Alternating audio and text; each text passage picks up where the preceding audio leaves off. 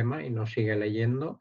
Y aunque podrías de ahí, bajo mi punto de vista, en mi manera de corregir, sacar algunos puntos y tal, él directamente te lo tacha. El que sea justo o es injusto es irrelevante. Quiero decir, al final, bueno, pues ese es su criterio de corrección y ya digo que el grado digamos, de lo rígido que seas a la hora de corregir, pues eso no está escrito en ningún sitio y mientras, bueno, pues no ponga mal algo que está bien, pues ya digo que se puede ser más o menos estricto en la corrección, pero no se puede hacer nada. Otra cosa diferente es que tú pongas algo bien y te diga que eso está mal, ¿no? Ahí sí que tú puedes protestar y, bueno, pues, elevarlo a ciertas estancias para que te corrijan el examen, bueno, cualquier historia. Pero ya digo que lo estricto que es un profesor, pues ahí no se puede hacer nada. Entonces, este profesor es muy estricto hasta el punto, ya digo que en el momento en que hay algo que no está bien, no lee y fuera. Entonces, cuando llegó Marcela, pues se suponía que todo iba a ir a mejor, ¿vale? Hizo el simulacro, mandó las respuestas, las preguntas y todo parecía, apuntaba que iba a ir a mejor, ¿vale? Pero después, cuando a mí me pasaron las notas del examen de junio, donde la gente se confió y solo miró su parte, pues no exagero, un 80% más o menos de suspenso, o sea, una burrada, ¿vale?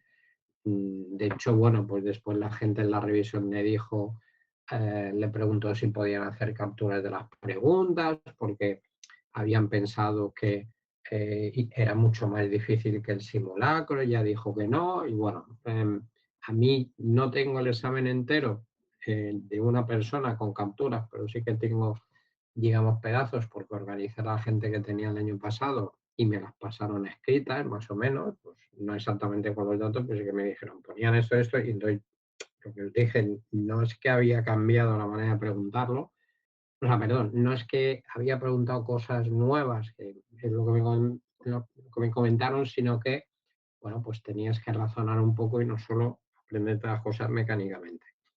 Y, bueno, pues una de las cosas que yo es lo que aconsejé el año pasado, pero no dejan de ser consejos, es que no se dejaran de ver la parte de Neira, ¿vale? Entonces, estos 3 puntos que vamos a ver, que uno de ellos, yo creo que es la pregunta que el otro día empezamos a ver y ahora os pondré de examen y otra va a ser los de espectros combinados, yo creo que en su parte mínimo tenéis y podéis sacar un punto un poco más, ¿vale? Os puede ayudar a sacar una nota más alta o incluso, visto lo visto el año pasado, a probar directamente, porque ya digo, yo creo que con la parte de Marcela exclusivamente no se aprueba la asignatura.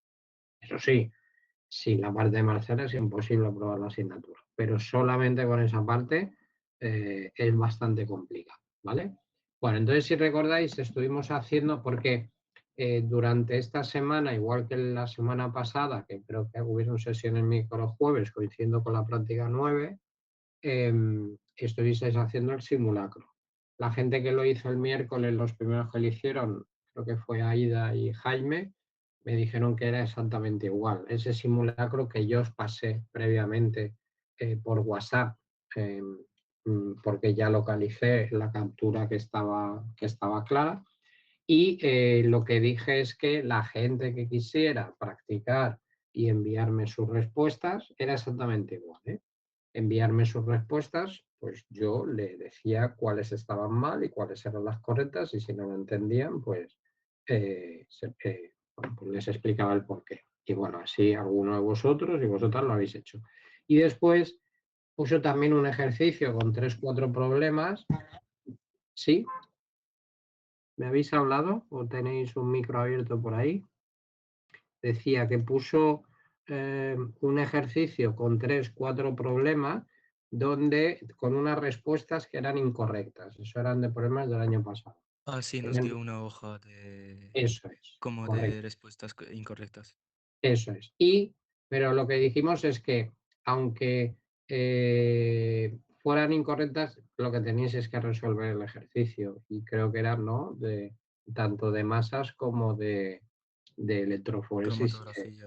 Cromatografía, correcto, masas no, porque el año pasado eso no entró, y electroforesis. De hecho, eran ejercicios similares a los que nosotros ya hicimos, ¿vale? Pero bueno, eso también miraré si hay algo diferente y en el repaso lo veremos, ¿vale? Perfecto, bueno, pues siguiendo con esto, ya resolvimos ejercicios de este simulacro que yo preparé para el año pasado, que os mandaré, ¿vale? El PDF. Cuando tengamos todo resuelto, estuvimos resolviendo este ejercicio y llegamos hasta aquí. Para que no fuera muy pesado, empecé a explicar IR y hoy voy a hacer lo mismo, si os parece bien, ¿vale? Y es desde el 30, os voy a dejar nada, 1 minuto para que lo penséis y veamos la respuesta, yo lo corrijo y vamos a ir haciendo y dentro de un rato que ya pues estemos un poco cansados de esto, seguimos con el tema de IR, ¿vale? Bueno, pues empezamos. Dice, a partir del espectro de absorción, os recuerdo, y eso lo dijo Marcela de nuevo este año, y así fueron los enunciados del año pasado, lo que tenéis no es que memorizar automáticamente la pregunta y la respuesta, sino entender los conceptos que son las preguntas que hizo el año pasado y la gente se pensaba que eran nuevas y pues pincharon en hueso y ya digo que un 80% más suspendieron. Entonces hay que entender los conceptos. Entonces dice, a partir de este espectro de absorción, ultravioleta visible, recuerdo y así vamos repasando un poco, el ultravioleta visible es una técnica espectroscópica de absorción, donde lo que hacemos es iluminar una muestra. Como técnica espectroscópica utilizamos la radiación electromagnética para obtener información y bueno, lo que se hace es, lo habéis utilizado un espectrofotómetro ultravioleta visible para medir la absorbancia, ¿vale? Lo que no habéis hecho, este es un espectro de absorción. Básicamente consiste en un barrido espectral en la zona del ultravioleta visible, pues entre 300 en el ultravioleta cercano que dicen y pues se puede llegar a 740, 780 el visible, y es como el dial de una radio y aquí veis lo que detectáis. Entonces esa es la forma del espectro. Aquí vemos, se representa frente a absorbancia, que os recuerdo, cuidado porque definíamos la transmitancia como el tanto por ciento de radiación transmitida por la muestra y yo os hacía una pequeña maldad porque acto seguido os definía absorbancia como la fracción o el porcentaje de radiación absorbida por la muestra y acto seguido os decía que eso estaba mal. ¿Por qué? Porque la absorbancia, os recuerdo que es el logaritmo decimal de la transmitancia. ¿De acuerdo? Entonces, bueno, pues el equipo, el espectrofotómetro, tiene un algoritmo y nos da ese valor. Vale, lo que estamos viendo es que la absorbancia es máxima, una longitud de onda, tiene dos máximos claros, a 400 y a pues, unos 500 nanómetros, ¿vale? Con lo cual, en principio, son las mejores longitudes de onda para medir este compuesto. Las peores, pues por ejemplo, evidentemente esta zona es mala, esta zona es mala y esta zona en principio es mala. ¿Por qué digo en principio? Porque generalmente nos interesan las longitudes de onda de máximo de absorción, pero también hay que ver que no hayan otras especies que absorban en esas mismas longitudes de onda. Entonces, en principio uno elegiría la de 400 porque es la de mayor absorbancia. Pero puede ser que en 400 otras especies que están con la muestra interfieran y entonces prefiramos medir a 500 nanómetros que no hay tantas interferencias. Con lo cual, no hay que medir siempre en el máximo absoluto del espectro, sino que depende de si hay interferencias o no. Vale, entonces dice que a partir del espectro de esa disolución 8,5 miligramos mililitro de un cromóforo recuerdo que es aquella parte de la molécula que absorbe generalmente, bueno, pues tiene grupos funcionales, en el caso de tableta visible, o dobles enlaces, sobre todo si son conjugados. Y después había otro concepto, si recordáis, que eran los ausocromos, que lo que hacían es modificar la longitud de onda del máximo de absorción y lo podían aumentar o disminuir. Bueno, tiene un peso molecular de 66 kilodalton, es decir, 66.000 dalton, es decir, 66.000 gramos mol. Os recuerdo que dalton es lo mismo que gramo mol y lo mismo que UMA. Y me piden el coeficiente de extinción para una longitudinal de 400, sabiendo que el paso óptimo, óptico es de 1 centímetro. Bueno, entonces lo que vamos a usar es la ley de Lambert-Beer, que os recuerdo que es esta de aquí, ¿vale? La ley de Lambert-Beer deberíamos escribirla así como indicando, y eso debéis tenerlo claro, que si la misma muestra la medís a longitudes de onda diferentes, la absorbancia os sale distinta. Claro, la pregunta sería, oye, si es la misma muestra, la concentración es la misma. Si la haces la medida es en la misma cubeta, el paso óptico es el mismo, que suele ser de 1 centímetro. Entonces, ¿por qué si cambio la longitud de onda cambio la absorbancia? Pues porque, y eso lo vimos en el tema ultravioleta visible, el épsilon, o sea, el coeficiente de extinción molar, es característico de la longitud de onda a la que medimos y del analito problema, es decir, de la sustancia que estamos midiendo. En este caso, la sustancia es la misma, pero si me cambias la longitud de onda, la absorbancia cambia. Vale. Como me están pidiendo a 400, yo a 400 tengo el dato de que la absorbancia aproximadamente, esto sería 400, pues aproximadamente es de 1,25, ¿vale? Y ese es el dato que ponemos aquí, un dato que conocemos del espectro de absorción. La épsilon es lo que me están pidiendo a 400 nanómetros, el paso óptico es 1 y la concentración, que es en este caso, como tengo la masa molecular, pues hago en lugar de 8,5 miligramos por mililitro es lo mismo que 8,5 gramos litro. Entonces, si yo pongo 8,5 gramos en un peso molecular de 66.000, recordar que es kilodalton por cada litro de disolución, eso es molaridad.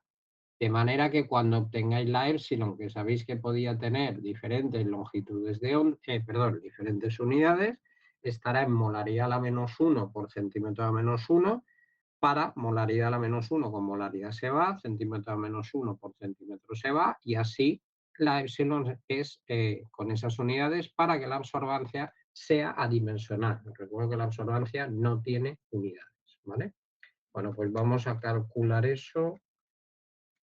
66.000 y dividido 8,5 y me da 9.705,9 molaridad a la -1 por centímetro a la -1, ¿vale? Con lo cual la respuesta sería esta de aquí, ¿vale?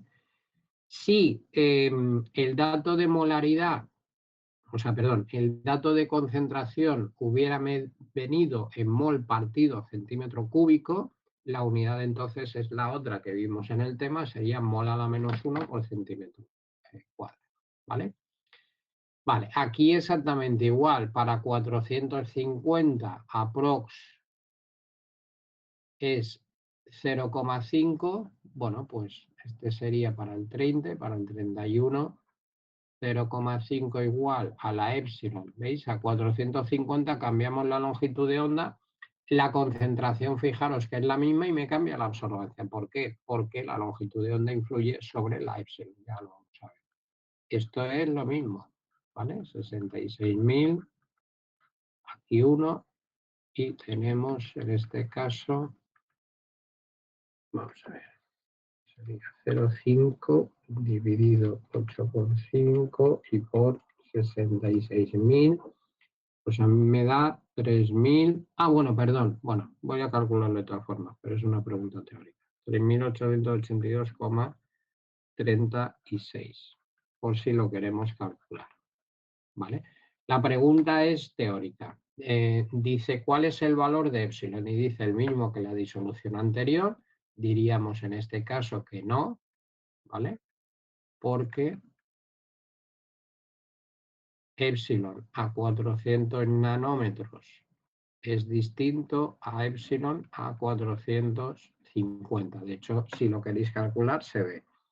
No se puede conocer, sí se puede conocer, menor esto no y mayor esto tampoco. Por tanto, bueno, en este caso sería 3.800, o sea, sería menor, ¿vale? La epsilon a 450 sería menor que la epsilon a 400.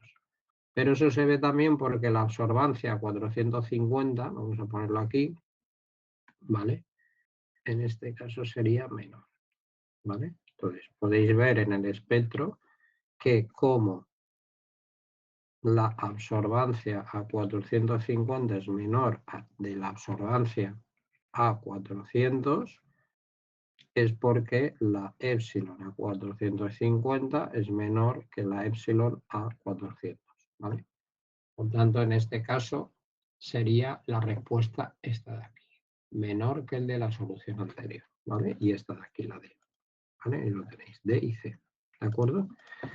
Bueno, ¿dudas sobre esto? ¿No? Vale. Venga, las siguientes. Dice, en la figura se muestran los espectros de absorción de los compuestos A y B obtenidos tras hacer una dilución 1,10. ¿Vale? Una dilución 1,10, recordar que lo vimos el otro día,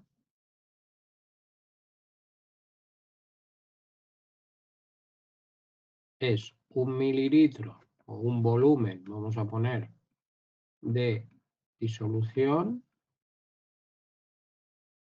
¿vale? A la que se le añaden 9 volúmenes y siendo de disolvente y entendiendo que son aditivos, pues tenemos 10 volúmenes.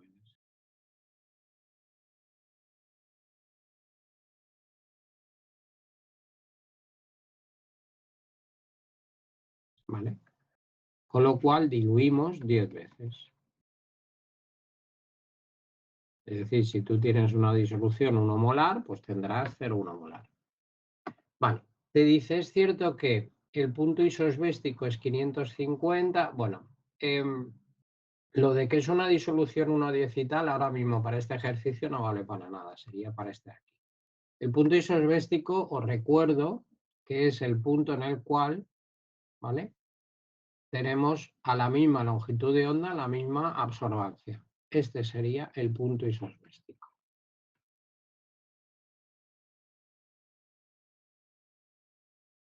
¿De acuerdo? Entonces, más o menos está en 550, por tanto sería este de aquí. ¿Vale? ¿De acuerdo? Vale, en el 33, bueno, el punto isosbéstico es 0,22 no, porque es longitud de onda, ¿vale?, a la cual la absorbancia es la misma para dos especies, en este caso A y B, que suelen estar relacionadas mediante una reacción química.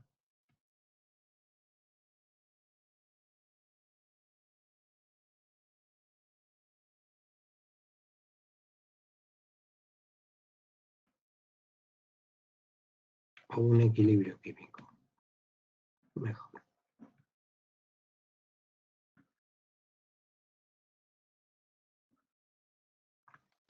Vale, entonces sería 550. No es una absorbancia. Aquí que el B es el doble de A, no, porque es el mismo, todas las afirmaciones son ciertas, tampoco. Vale, en el 33 dice la figura, bueno, básicamente el principio es el mismo, vale, sabiendo que a 400 nanómetros la epsilon es tal que la masa molecular 400 es este de aquí, que más o menos es 0,1. La masa molecular de A es 180 del paso óptico. ¿Cuál es la concentración del compuesto A antes de diluir? Esa es la clave, antes de diluir. La clave es porque nosotros vamos a calcular la concentración 10 veces diluido, por tanto, la que me están pidiendo es 10 veces más concentrado, ¿vale? De todas formas, bueno, utilizaríamos la ley de Lambert-Beer. En este caso, para 400 tenemos que es 0,1. La epsilon me la dan de 7000, por tanto, la concentración, como esto está en molaridad a la -1 por centímetro a -1, saldrá en molaridad. el paso óptico 1 centímetro, la concentración con las unidades que me dan, bueno, para empezar el 0,4 lo descartáis porque no tiene unidades, eso no es una concentración. Puede ser el B o puede ser el C, ¿vale? Pero al darme molaridad yo no voy a utilizar, esto es lo que más os mosquea cuando os dan datos que no utilizáis, yo no voy a utilizar el dato de uso molecular. ¿Cuándo lo utilizaría? Cuando las soluciones me vinieran como antes en miligramo partido mililitro en gramo litro, ¿vale? Entonces calculamos esta concentración que será la final, 0,1 dividido 7000, eso da 1,42, a ver, un momento, que veo una cosa. Vale. Vale. Da 1,42 o 1,43 por 10 elevado a menos 5. Es que me extraña. A ver, dejarme que vea una cosa. Aquí me he colado yo en algo.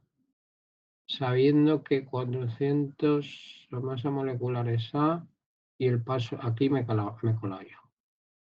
A ver, absorbancia 400, 0,1, vale. Aquí me he colado yo, porque es 1,43 por 10 a la menos 5. Vale, eso es la concentración final, ¿de acuerdo? Después de diluir. Pero como están pidiendo antes de diluir, haríais CI por VI, CF por VF. CI es lo que piden, VI me lo invento, vamos a poner 1, lo que sea, igual a CF, que es 1,43 por 10 a menos 5 por 10. Vale. A ver, un momento. Vale.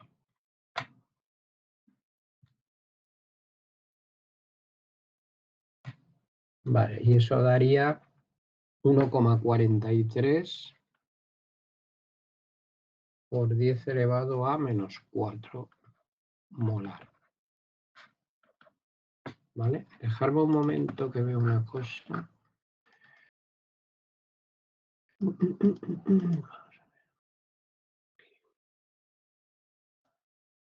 Espera. Pues me colé yo aquí. Este de aquí. No sé si a lo mejor yo metería, pero me extraña el 180. Ah, perdón. También me podéis haber dicho. Es que he cogido el 0,1 que es de la B, de la curva B. Me he ido a la primera curva, es aquí arriba. Vale, entonces es 0,4. Es 0,4 y esto cambia. Perdón.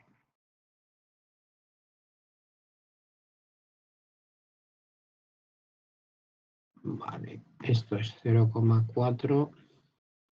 Entonces sí, 0,4 dividido 7000 son 5,71 por 10 a la menos 5. 5,7 por 10 a la menos 5 molar. 5,7 por 10 a la menos 5 por 10. ¿Vale? Yo he puesto que tengo un volumen inicial y me lo llevo al final 10, que eso quiere decir 1/10. Si fuera 1, 2.10, el volumen inicial es 1, se le añaden 10 de disolvente y entendiendo que son aditivos, el final es 11. Vale, por 10, eso sería 5,7. Vale, 5,7 por 10 elevado a menos 4 molar, eso no es esto. Pero 5,7 por 10 a menos 4 molar, si multiplicáis por 1000 para pasarlo a milimolar, sí que son los 0,57 que viene aquí, ¿vale? 5,7 por 10 a la menos 4 molar, que son 0,57 milimolar. Por lo tanto, la solución sería esta de aquí, ¿vale? El error era que me había ido a la primera línea y la primera línea es del compuesto B, perdón. Muy bien, pues A y B hemos dicho. ¿Dudas sobre esto? ¿Nada?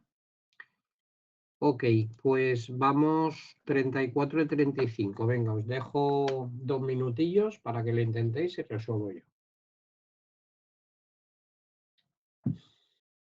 Vale.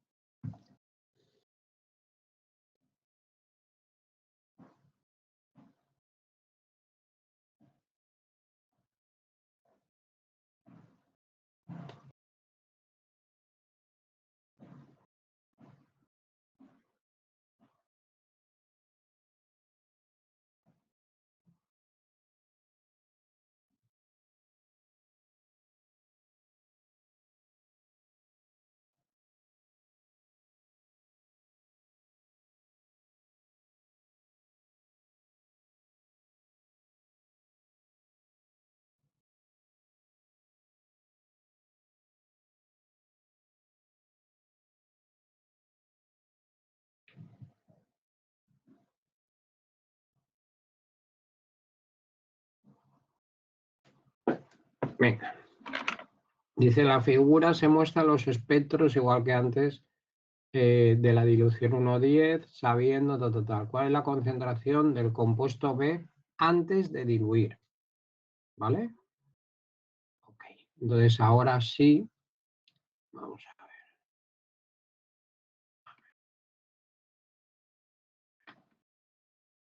Vale. A 700 es aquí, el compuesto B está aquí arriba.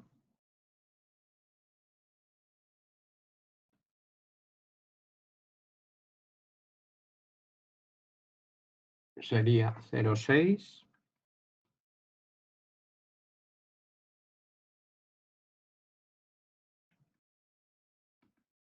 La epsilon 12.000. Esto lo descartamos porque la concentración debe tener unidades. Paso óptico. Y esta sería la concentración final.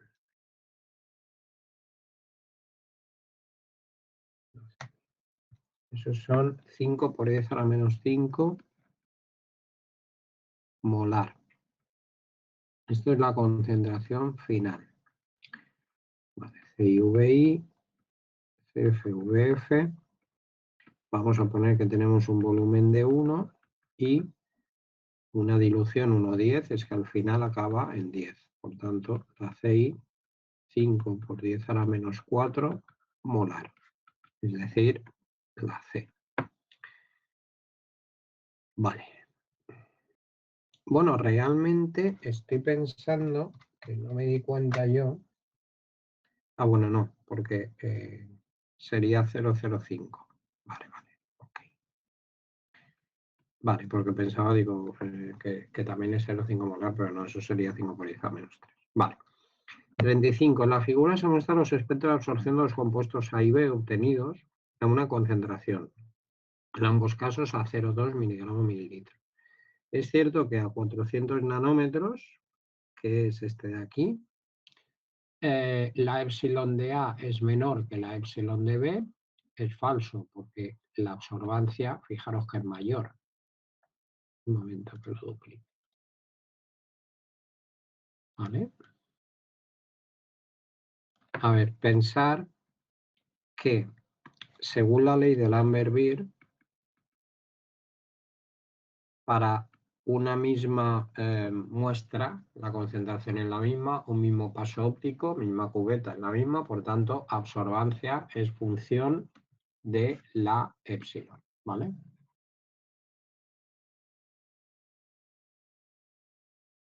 Entonces, si L y C son constantes,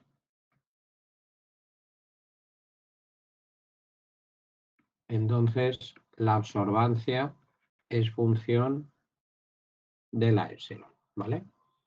Entonces, si miramos aquí a 400 nanómetros, las absorbancias son diferentes. Es mayor, de hecho, que la absorbancia de B. Por tanto, la epsilon de A es mayor que la epsilon de B, ¿vale? A 700 nanómetros, entonces sería falso. A 700, la absorbancia de B es mayor que la de A y por tanto la epsilon de B es mayor que la epsilon de A. Por tanto, también falso. A 550, efectivamente, las absorbancias son iguales y por tanto las epsilon son iguales. Entonces, esta es la correcta. ¿Vale? Por tanto, habíamos dicho la C y la C en ambas. Perfecto. Venga, la 36. Hacerme esa porque las otras ya son de teoría. Un minuto y corrijo.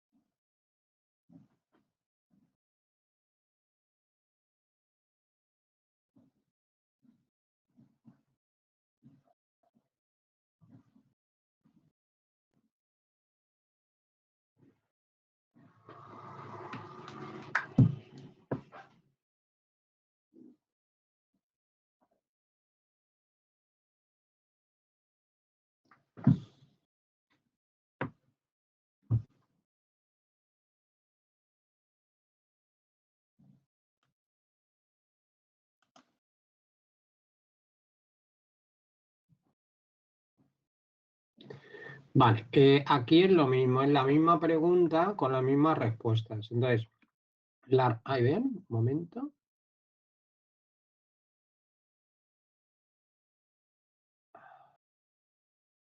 Vale, ok. Aquí la respuesta, pensaba que era la misma, pero no, es cierto que falta información. ¿Qué información creéis que os falta?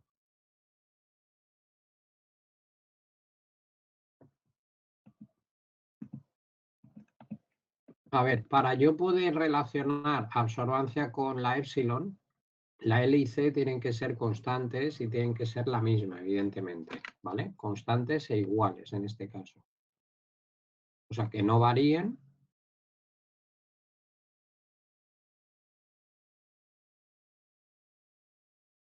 ¿Vale? Que no varíen y que sea la misma. Entonces la absorbancia solamente dependerá de la epsilon.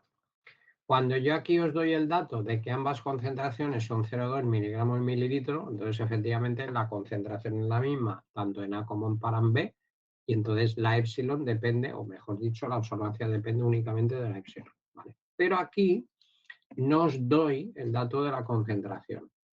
Entonces yo no puedo asociar absorbancia con epsilon porque también va a depender de la concentración. ¿Vale? Entonces, al faltar el dato, o al desconocer, mejor dicho, el dato de la concentración,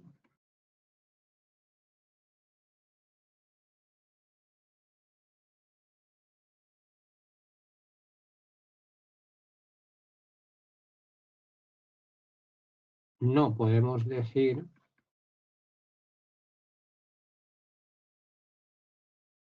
que la absorbancia depende exclusivamente, estas son las preguntas que os pueden hacer de razonar, ¿vale? Depende exclusivamente de epsilon. Y por tanto, falta información.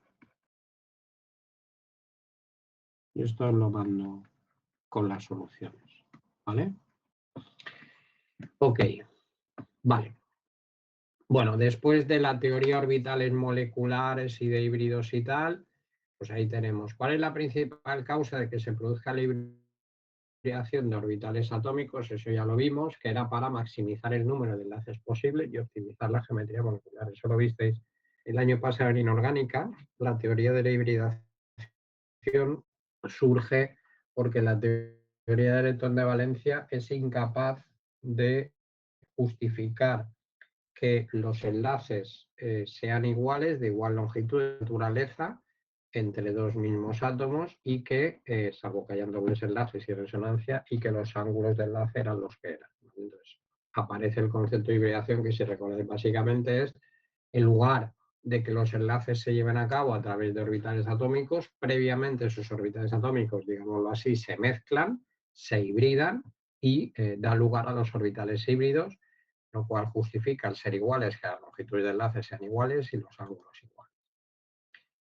Vale, sobre los orbitales híbridos, ¿es falso que en la hibridación sp2 hay orbitales atómicos p sin hibridar? No, es verdadero. En la hibridación sp3 hay 3 orbitales híbridos, eso es falso porque hay 4. Os recuerdo que el número de orbitales híbridos es la suma de los superíndices que tenéis arriba. Orbitales sp2 son 3, sp3 son 4. Los híbridos sp se forman por la combinación de un orbital atómico s y 1p, eso es verdadero. Los sp2 es un orbital atómico s y 2p, y los sp3 un orbital atómico s y 3p. En la hibridación sp los dos orbitales híbridos tienen forma lineal, eso es cierto. En la sp2 triangular plana y en la sp3, recordar, tetraédrica. ¿Vale?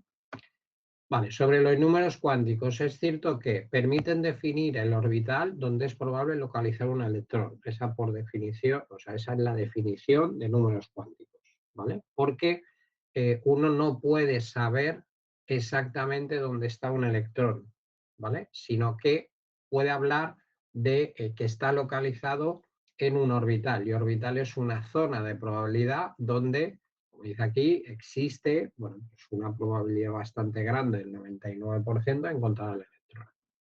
Probabilidad, pero hay un 1% de que no, ¿vale? Vale, el número cuántico principal n puede tomar valores enteros a partir del 1, efectivamente, no puede tomar el 0.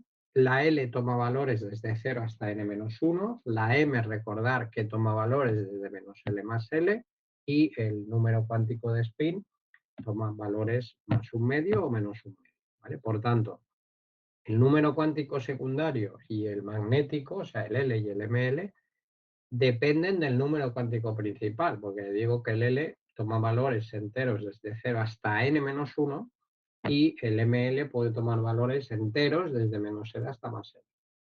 Vale, y dice el número cuántico secundario puede tomar valores enteros desde 0 hasta n-1 también, por tanto, todas las afirmaciones son ciertas. Sobre las teorías del enlace de valencia, es falso que los enlaces se forman por solapamiento de orbitales atómicos, es cierto. Después la de repulsión para el centro de Japa de valencia con hibridación es cuando te dice que no, que es con orbitales híbridos. Normalmente los orbitales están llenos, no, están semillenos. Recordar que la formación de un enlace covalente se pone un electrón por parte de cada átomo que forma el enlace, entonces tienen que tener orbitales semillenos para que pueda querer coger al otro. En la región de enlace se produce una elevada densidad electrónica, eso es verdadero, y cuanto mayor es el solapamiento, mayor es la fuerza también. En cuanto a las teorías de orbitales moleculares, es cierto que el número de orbitales moleculares que se forman es menor o igual que el número de orbitales moleculares que se combinan, falso, es igual o mayor. El orbital molecular enlazante tiene mayor energía que el antienlazante, falso. Recordar de química inorgánica, el enlazante tiene menor energía que el antienlazante. Los orbitales moleculares se forman por solapamiento de orbitales atómicos, falso, aquí no hay solapamiento de orbitales. Y las moléculas más estables son aquellas cuyo orden de enlace es cero, falso. De hecho, los de orden de enlace cero directamente no existen como molécula. Por eso los gases nobles, por ejemplo, no existen como molécula, porque eso implicaría un orden de enlace cero. El orden de enlace, recordar que puede tomar valores semienteros o enteros, un medio, 1, 3 medios, 2, 5 medios, 3, ¿vale? Solamente soy par. Ok, sobre ultravioleta visible, lo que antes comentábamos, sobre los cromóforos es falso que, dice, sobre un átomo, un conjunto de átomos, son un átomo, conjunto de átomos que absorben radiación ultravioleta visible, eso es verdadero.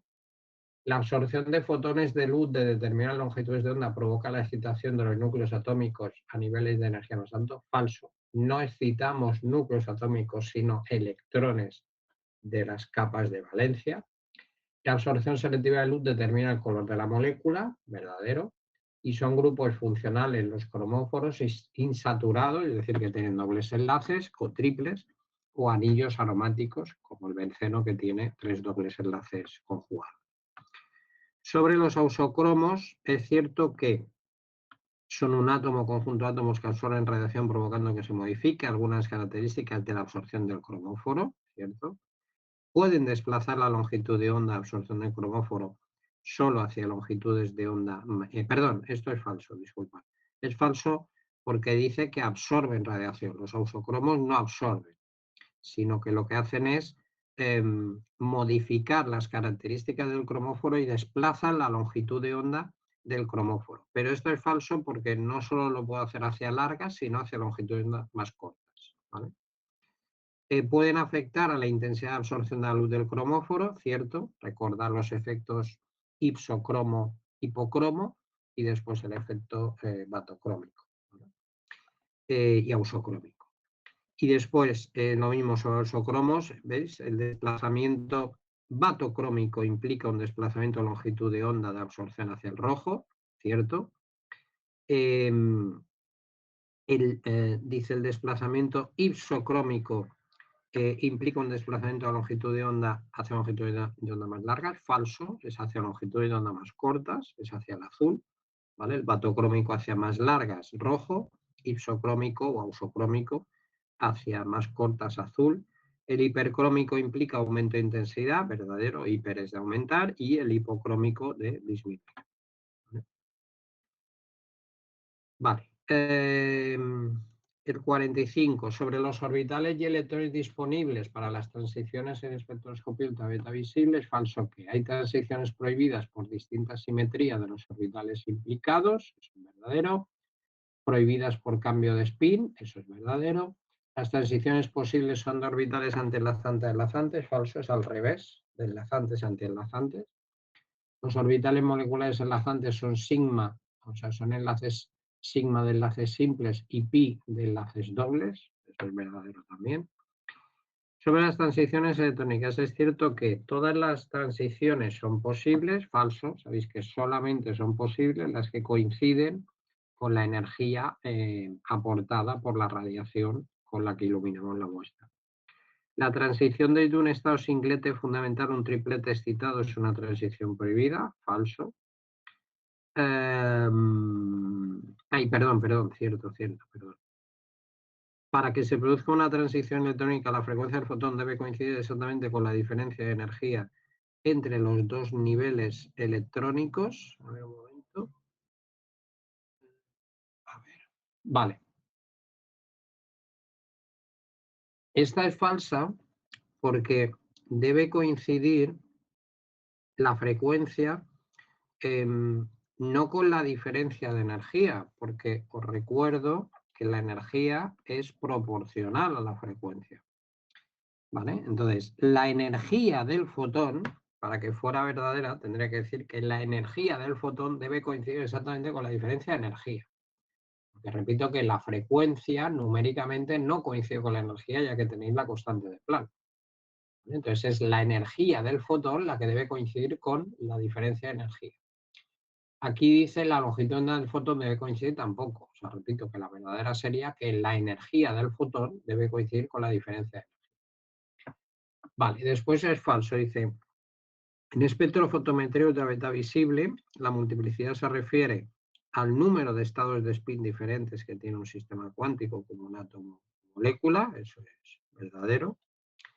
Las transiciones de los sistemas con más dobles enlaces conjugados son más energéticas, ¿no? Son menos. Las transiciones de los sistemas con dobles enlaces conjugados tienen mayor epsilon, eso sí. y las transiciones de los sistemas con mayor valor de epsilon ocurren con mayor probabilidad también. O sea que la falsa sería esta, ¿eh? Las transiciones con más dobles enlaces conjugados son menos energéticas porque el sistema es más estable. ¿Vale? Ok. ¿Alguna duda hasta aquí? ¿Nada? Vale.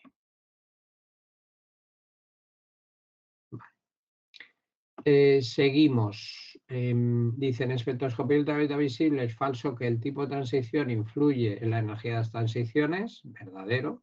No es lo mismo transiciones electrónicas que vibracionales que rotacionales. Las más energéticas son las electrónicas. Las transiciones, esto lo vimos en ultravioleta visible, las transiciones NP entrelazantes son prohibidas por las reglas de selección, lo que indica que tienen una baja intensidad de absorción. Es verdadera. Las pipi entrelazantes son prohibidas, indica una alta intensidad de absorción. Esta de aquí, tanto esta como esta, son ciertas, ¿vale? O sea, de orbitales. Acordaos que había 3 tipos de transiciones, que son las N-pi antienlazantes, pi-pi antienlazante y sigma-sigma antienlazantes. ¿De acuerdo? Vale. Y dice, la presencia de un cromóforo puede modificar la distribución electrónica de un ausocromo, es justo al revés. ¿Vale? La presencia de un ausocromo modifica la distribución electrónica de un cromóforo, afectando la energía de la transición. Vale. En espectrofotometría ultravioleta visible de proteínas, es falso que los enlaces peptídicos se observan alrededor de 195 como una banda de gran intensidad. La banda observada alrededor de 195 se debe a transiciones pi-pi antienlazante, eso es cierto. La banda observada alrededor de 195 es muy útil para confirmar la presencia en la muestra. Vale, esta es la falsa, ya lo vimos, porque efectivamente la de 195 es una banda de mucha intensidad, pero como antes comentaba, está en una zona donde absorben otras cosas, con lo cual no es seguro que lo que estemos viendo corresponde únicamente a proteínas. Vale. Vale. Ok. En espectrofotometría ultravioleta visible de proteínas es cierto que los grupos prostéticos absorben a 350, sí. La banda observada a 280 permite identificar y cuantificar proteínas. También, ¿por qué? Porque no es una banda tan intensa como la de 195, pero no tiene interferencias. Con lo cual es antes lo que hablamos, no solo miro el máximo más grande, sino que no hay interferencias. ¿Vale? Entonces a veces me puede interesar un máximo más pequeño. Los aminoácidos aromáticos, tirosina, triptófano, fenilalanina, absorben a 280 y todas las afirmaciones son ciertas. Vale. En espectrofotometría ultravioleta visible de proteínas es falso que el pH de una disolución de tirosina influye en la longitud del máxima absorción. El pH influye tanto longitudinal como en la intensidad. El entorno que rodea un cromóforo puede afectar significativamente su capacidad para absorber luz. Eso todo eso es cierto. Y la falsa es que la ley de Lambert no puede usarse para mezclar proteínas. Claro, no puede usarse, ¿vale? Para calcular la concentración de las proteínas. En espectrofotometría ultravioleta visible es falso que los ácidos nucleicos tienen transiciones de este tipo, eso es verdadero. Tiene un máximo de 260, es verdadero. Un valor entre 1,8 y 2 indica que la muestra de ADN está contaminada con proteínas. Esto sería falso, ¿vale? A ver, dejarme un momento. Vale, tiene que ser mayor a 2. A ver, no, perdón, es por debajo de 1,8. ¿Vale? Por eso entre 1,8 y 2 significa que la muestra está contaminada con proteínas. Es falso porque es este cociente que solo vimos, es cuando es un valor de menos de 1,8. ¿Vale? Os recuerdo, como 260 es DNA y 1,8, perdón, y 280 mido proteínas, cuantas más proteínas haya, implica que yo tengo un cociente más pequeño y en concreto por debajo de 1,8 es que está contaminado. El efecto hipercrómico de las hebras simples de ADN sobre la de doble cadena permite estudios de la desnaturalización, esa es verdad. Y la última, en espectrofotometría ultravioleta visible, es falso que el bromuro de tidio y una DNA provocan un efecto altocrómico, hipocrómico, todo es verdadero, o sea, hacia objetos más grandes, se detecta en el rojo, hipocrómico de menor intensidad. Los efectos de absorción de hemoglobina permiten tener información sobre su estado de oxigenación también y todas son verdaderas. Perdón, todas las afirmaciones son falsas. Esa es falsa porque todas son verdaderas. Vale, pues lo dejamos aquí porque aquí empieza fluorescencia. Lo que podéis hacer, como volvemos a tener clase, si no recuerdo mal, el miércoles, que lo confirme, perdón, el jueves, día 7, a esta misma hora, a las 4:30, ¿vale? Podéis miraros el tema de fluorescencia y así en esa clase del jueves nos hacemos las preguntas de fluorescencia, como mínimo. Sí, nos hacemos las de fluorescencia, ¿vale? Y así dejamos para la otra el repaso de las de, en este caso, cromatografía. ¿De acuerdo? Muy bien. ¿Dudas? ¿No? Vale. Después a las 7 tengo clase, pero cuando acabe esta noche, para que vayáis repasando, os envío las preguntas estas. Hay una diapo sin responder, hay otra con la respuesta para que intentéis resolverla y después ver si está bien. Y si no coincidís con la respuesta y no sabéis por qué no se da esa coincidencia, preguntáis, ¿vale? Entonces, os voy a enviar hasta que la que hemos hecho, que es hasta esta de aquí, que es la 53. La voy a marcar así y así me aclaro. Vale, muy bien. Pues si no hay dudas, que parece que no, seguimos. A ver, el otro día, si recordáis, empezamos el tema de infrarrojo y comentamos esto que dije que es muy importante, por ejemplo, si en un problema de infrarrojo, porque Raman dudo que lleguéis a, no sé cuántas clases os quedan, pero dudo que os dé tiempo a verlas, ¿vale? Pero en un problema de infrarrojo, y eso es uno de los problemas que había con este profesor a la hora de corregir, es que yo siempre lo decía, pero bueno, por prisas o por lo que sea, la gente no lo hacía y después pues venían las consecuencias que no eran una sorpresa porque ya se sabía. Mucha gente no le ponía esto en el ejercicio y por el mero hecho de no ponérselo, le tachaba completamente el problema aunque tuviera todo lo demás bien. Y en parte lo entiendo. ¿Por qué? Pues porque realmente tú tienes que justificar el por qué decimos, como vimos, si una señal de vibración, sea de tensión o sea de flexión, es activa o no en el infrarrojo. ¿Vale? Porque a mí que me pongas en una columna activa, inactiva y tal, me tienes que decir en base a qué tú vas a poner activa o inactiva. ¿Vale? Entonces, si recordáis, un modo de vibración es activo en el infrarrojo, es decir, da señal, vamos a ver una banda en el IR cuando provoca un cambio en el momento dipolar de la molécula. Entonces, es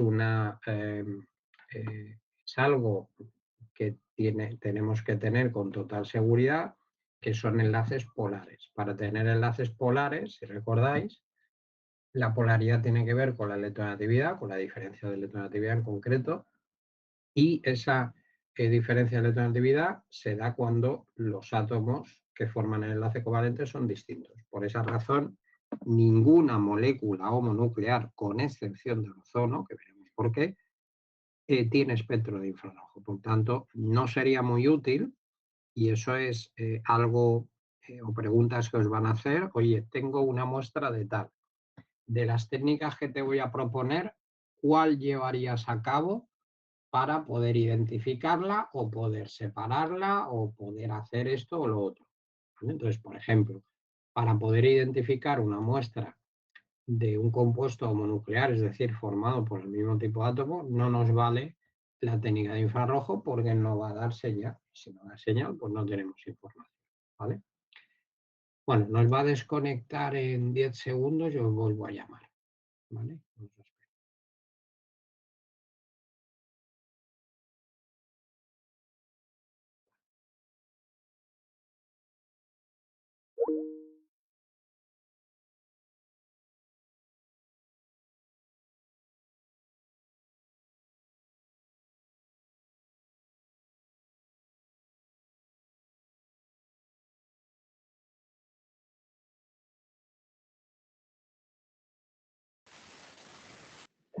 A ver, comparto la pantalla.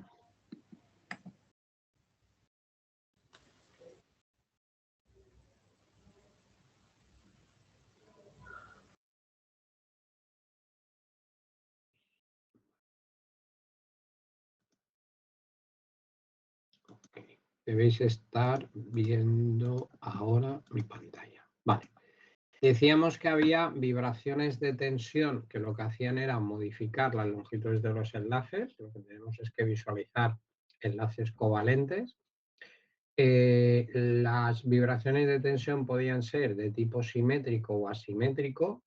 A la hora de simbolizar lo que es lo que al principio de clase hablamos con Aida, que le ha preguntado sobre la parte, las vibraciones de flexión, que ahora os comento. En la tensión simétrica podemos escribirlo así, es decir, la tensión simétrica es que los dos enlaces, o no tiene por qué ser dos, todos los enlaces se alargan o se acortan a la vez, ¿vale? En este caso, una molécula triatómica con dos enlaces, pues aquí se alargarían o aquí se acortarían. Se puede simbolizar de esta manera una tensión simétrica o también dibujarla. Yo prefiero, bueno, veremos, porque también lo pongo así. O dibujar los enlaces iguales, como diciendo que si se están alargando o acortando a la vez, la longitud es la misma. La simétrica, de esta manera, se visualiza muy bien. Aquí parece que no está simbolizando nada, pero sí que es verdad que si después tienes una tensión asimétrica y ves esto, pues tienes claro que está simétrica. La asimétrica, lo que hacemos es exagerar, o sea, ponemos un enlace exageradamente largo y otro más corto. O bien podemos pintar así. Esto simbolizaría que este enlace se alargaría, este se acortaría, eso es asimétrico, o este se alarga y este se acorta. En cuanto a las flexiones, teníamos la duda, la flexión en el plano es como, imaginaros que alargáis los brazos hacia izquierda a derecha y como que toquéis palmas por arriba y después por abajo. Eso sería esta manera de flexionar. Se puede representar así o así. Aida esta mañana le ha preguntado y ¿no? Aida las he indicado estas dos formas y te ha dicho que cualquiera de las dos estaría bien, ¿no? ¿Sí? Sí, y también como lo hace él, que parece un ángulo. Ok, sí. La otra manera, a mí no me gusta mucho porque parece que estás diciendo que la molécula es angular. La otra sería pintar los dos hacia arriba, como que estuvieran aquí, o los dos hacia abajo. ¿De acuerdo? Lo que pasa es que, por ejemplo, la molécula de agua, cuando la pintamos ya es así. Entonces tampoco tiene, pero bueno, eso es una cosa mía. Yo ya digo que lo suelo poner así, o bien así, o así. Generalmente lo pinto así y Aida le he preguntado y cualquiera de las dos formas está bien. Eso ya es decisión vuestra. Y hay otra que es fuera del plano, que sería como saliendo y entrando, imaginaros, de la pantalla. Es decir, esto sería flexionar en la propia pantalla hacia arriba y hacia abajo, y esto sería entrar o salir de la pantalla. ¿Vale? Y entonces se pone con signos. Ponéis los dos átomos de los extremos con el mismo signo, sea positivo o sea negativo, y el del centro con otro signo. ¿Vale? Eso sería para fuera del plano. Esos serían los modos. Después dijimos que para calcular cuántos modos de vibración tiene una molécula, dependía de la geometría y os dije que no os preocupéis, no tenéis que volver a recordar química inorgánica, la geometría de moléculas en base a los pares enlazantes no enlazantes. Con las moléculas que hagamos en mis clases, suficiente porque va a salir esas o primo hermano, como vimos el otro día, el CO2, y en lugar del CO2 os propuse el CS2, primos hermanos, oxígeno y azufre en la misma columna de la tabla periódica. Vale, entonces, el número de modos teóricos de vibración depende de la geometría. Si es lineal, 3n-5, donde n es el número de átomos totales, y si no es lineal, 3n-6. ¿Vale?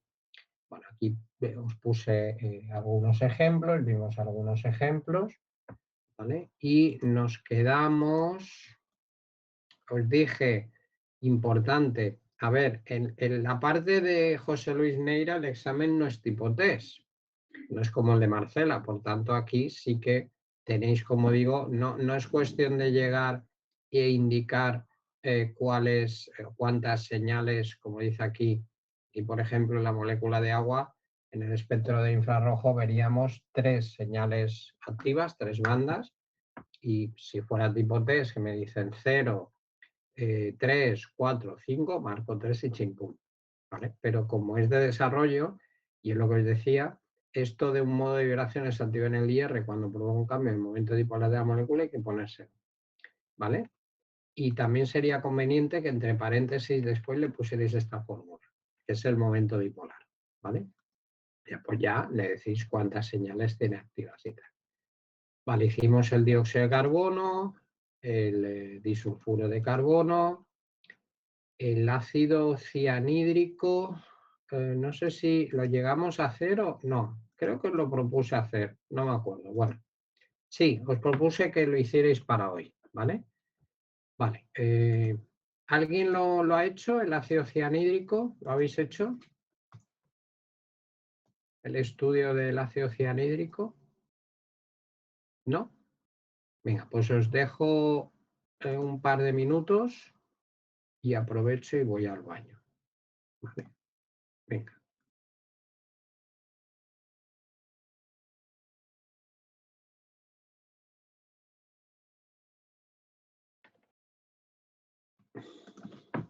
Voy un momento al baño y ahora en venir corrijo.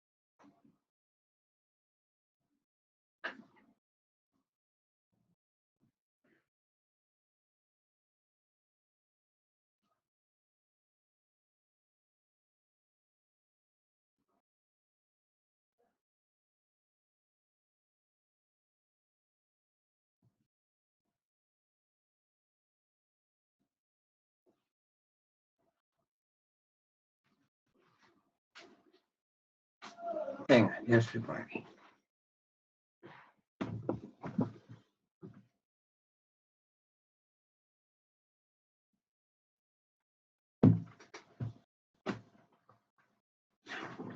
A ver.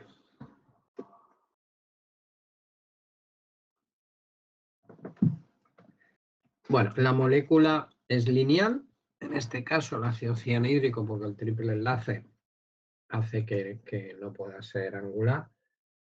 La polaridad, cuidado porque es diferente. Venimos de hacer moléculas donde la polaridad, digamos, los enlaces eran iguales, estaban formados por el mismo tipo de átomos y por esa razón la tensión simétrica que alargaba y acortaba los enlaces a la vez, por eso es inactiva, porque lo mismo que varía el momento dipolar por un lado, lo hace por el otro. Y aquí, al ser diferente, ahora lo veremos, hace que la tensión simétrica sea activa, porque no se va a anular, ya que enlaces diferentes evidentemente no se anulan. Vale, al ser la molécula lineal, el número teórico modos de vibración es 4 y los pintamos y especificamos, o sea, describimos bien qué enlaces están tensionando. Aquí, tensión simétrica, carbono-hidrógeno, carbono triple nitrógeno, lo pintáis con la diferencia de alternatividad, esta sería activa. La asimétrica, exageramos un enlace con respecto a otro, con lo cual aquí queda claro que es la simétrica.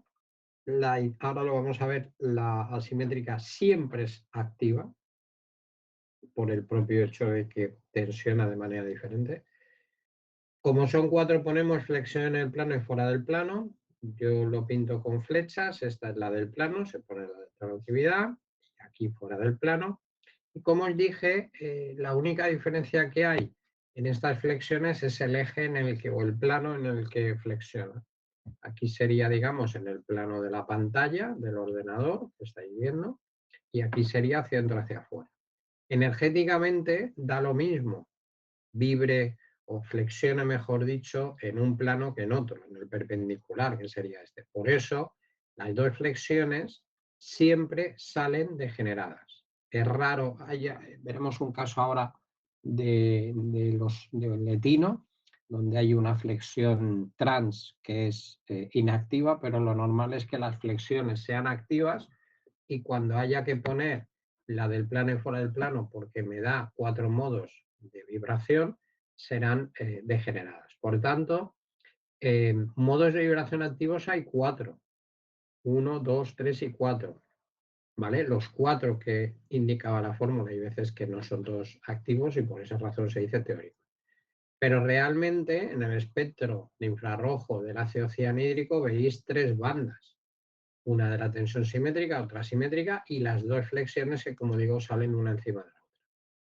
Bueno, ponemos el rollete este, que yo ya no lo repito, modo de vibraciones activas en infrarrojo, cuando se produce un cambio en el momento dipolar de la molécula, le ponéis la fórmula esta de aquí, de que depende ese momento dipolar de la carga y de la distancia, por eso es importante si la tensión es simétrica, simétrica, como flexiona, y después eso, hay 4, sus 4 modos son activos, aunque solamente 3 son los que se ven en el día. Vale, un poco en general con lo que vimos el otro día, y es lo que os acabo de decir, la tensión asimétrica siempre es activa en el IR, ¿vale? Independiente de la geometría de la molécula, me da igual que sea lineal o angular, pero la asimétrica, por el hecho ya de vibrar de manera diferente los enlaces, pues evidentemente eso hace que haya cambio en el momento dipolar. Las flexiones en el plano y fuera del plano, que es lo que os acabo de decir, suelen ser 2 modos de vibración activos en el IR, digo suelen porque ahora veréis en el etino la conformación trans, que no es así. Bueno, pues en ese caso aparecen como una única señal porque son energéticamente señales degeneradas. Y después, a modo un poco de guía, aunque, bueno, pues como siempre hay excepciones, en las moléculas lineales, con esta distribución, la tensión simétrica es inactiva. Entenderéis que con los enlaces iguales, si vibra exactamente igual por un lado que por otro, pues evidentemente es inactiva. En cambio, con esta distribución es activa, porque los enlaces, por ejemplo, este no sería polar, solo habría un enlace. ¿Vale? Me da igual que vibre simétrico o simétrico, va a ser activa y está igual. Y las moléculas no lineales, por la geometría, la propia geometría molecular, siempre, estoy hablando de la tensión simétrica, siempre es activa, porque la simétrica hemos dicho que es activa siempre. ¿Vale? Las moléculas diatómicas, como he comenzado en el repaso del tema, y lo dije el otro día y lo dicté, como nucleares, como son estas, no tienen modos de vibración activos en el IR. Sí que tienen modos de vibración, ¿vale? O sea, las moléculas vibran, pero otra cosa es que sean activos o no. Porque al ser sus enlaces no polares, no hay ningún modo de vibración que pueda provocar un cambio en el momento dipolar de la molécula. Pues si sus enlaces son apolares, que es otra manera de decir no polares, pues evidentemente no puede haber un cambio de algo que no existe. Y también importante, ahora lo veremos que eso lo ponen algunos estudios, los compuestos iónicos no tienen modos de vibración activos, porque no tienen enlaces covalentes. Recordad que los compuestos iónicos lo que tenemos son redes cristalinas, ordenadas los átomos en vértices de un cubo, si es una cúbica, en una red cúbica, colocado, como digo, en vértices, o en el centro de las caras, o en el cuerpo, o pueden ser también hexagonales, eso lo visteis en inorgánica, pero lo que tenéis son iones de distinto signo y las fuerzas que mantienen esa, digamos, esa estructura son fuerzas electrostáticas. No hay enlaces que puedan vibrar. Entonces, nunca se nos ocurriría hacer un espectro de infrarrojo de un compuesto iónico porque evidentemente no va a dar ninguna señal. Por ejemplo, para un compuesto iónico yo lo que haría es una difracción de rayos X, porque eso sí que me puede dar información, ¿vale? Entonces, cada técnica vale para una cosa u otra. Vale, otro ejercicio, también, estos son de exámenes todos. El NO2 dice el dióxido de nitrógeno puede presentar una configuración lineal o angular, lo que es lo mismo no lineal. En el espectro de IR del NO2 gaseoso se observan 3 bandas, como os comenté y lo veremos en los de espectros combinados, que ahora vamos a ver cuando es la práctica 10. La información sea en centímetros a -1 en el infrarrojo, cuando sea de RMN veréis que es en partes por millón, ppm. Entonces aquí en infrarrojo y en Raman, que no lo vais a ver, es en centímetros a -1, número de onda, dan estos 3. Dice, sobre la base de este espectro, ¿cuál es la probable configuración de dicha molécula? ¿Qué vibraciones pueden asignarse y a qué bandas? Entonces aquí proponen que hay 2 configuraciones, no se sabe cuáles, y lo que te dicen es, oye, sabiendo que tenemos 3 bandas en el infrarrojo, ¿podría eso permitirnos saber si es lineal o no? Bueno, pues hacemos una primera hipótesis de que sea lineal. Si es lineal, el número de modos de vibración sería 4, ¿vale? 3n-5, 3 por d-5, 4. Y una cosa muy importante, si como aquí en el NO2 uno de los dos enlaces nitrógeno-oxígeno es doble, si no se lo ponéis y le ponéis los 2 simples, os lo puede poner mal, ¿vale? Pero repito que no tenéis que saberos todas las moléculas, las que os van a salir en el examen son tal cual, ¿de acuerdo? Tal cual las que vamos a ver. Entonces tenemos la tensión simétrica, ¿vale?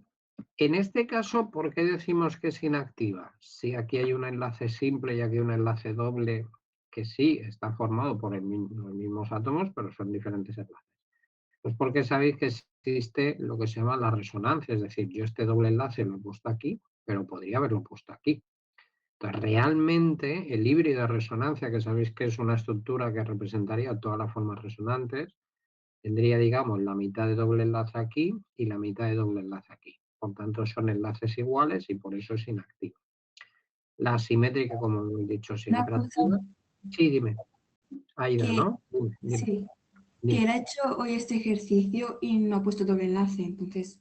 ¿Ha puesto enlace simple solo? Sí. Vale, pues en principio en el examen te lo pone mal. En principio. ¿Vale? De todas formas, a ver, mira, yo os justifico esto. El nitrógeno sabéis que tiene 5. 1, 2, 3, 4 y 5. El oxígeno tiene 6. Vale, entonces sabéis que no podemos tener electrones solitarios. ¿Vale? 5 y 6. Entonces lo que hacemos es quitar uno de aquí y otro de aquí. Hacemos aquí un doble. Y después, como esa opción aquí no podría hacerla porque me quedaría un octeto expandido, lo que hago es lo que se llama un enlace dativo, que es, a ver, este aquí y esto aquí. De hecho, el nitrógeno, hay 2 estructuras que solo pueden tener electrones solitarios, porque los electrones solitarios siempre van en pareja, y son el NO y el NO2. ¿Vale? Entonces, esa es la estructura del NO2. De todas formas, si dices, en ningún momento ha hecho, o sea, directamente, es lo que tú me has mandado, he visto, directamente ha puesto esto. Sí, directamente. Vale, pues entonces, como directamente ha puesto eso y lo ha puesto en clase, para evitar problemas, porque es capaz de que le pongáis el doble enlace y lo ponga mal, voy a ponerlo yo así y evitamos problemas. Porque con este profesor es mejor adaptarse. A ver. Vale. ¿Vale? Ok. Pues bueno, lo pondríamos así. De todas formas, un momento. A ver si lo tengo por aquí.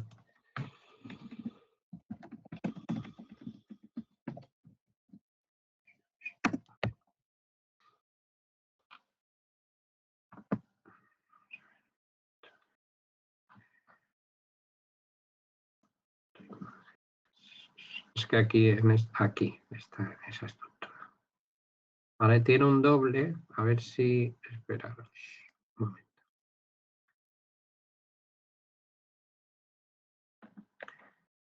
Es que aquí no se ve si es doble o triple. ¿Veis?